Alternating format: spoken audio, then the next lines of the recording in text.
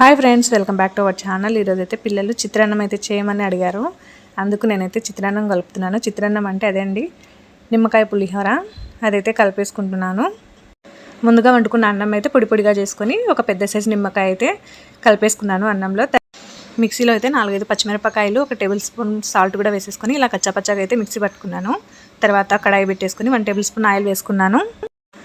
కొన్ని పోపు దినుసులు, ఒక 2 గుప్పెళ్ళు మైని బుడ్డపప్పులు కూడా వేసుకొని మొత్తం మిక్స్ అయ్యేలాగైతే కొంచెం బుడ్డపప్పులు ఫ్రై అయ్యేంత వరకు అయితే వేయించుకున్నాను. తర్వాత కరివేపాకు, ఎండుమిరపకాయలు, మనం ముందుగా మిక్సీ పట్టి పెట్టుకున్న పచ్చిమిర్చి పేస్ట్ కూడా వేసేసుకొని 1/2 టేబుల్ స్పూన్ పసుపు వేసుకొని మొత్తం బాగా మిక్స్ అయ్యేలాగా పచ్చివాసన పోయేంత వరకు అయితే ఇలా కలుపుకోవాలి.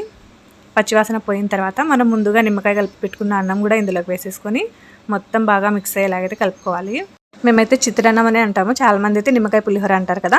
వీడియో నచ్చితే లైక్ చేయండి, షేర్ చేయండి, కామెంట్ చేయండి. Thank you for watching.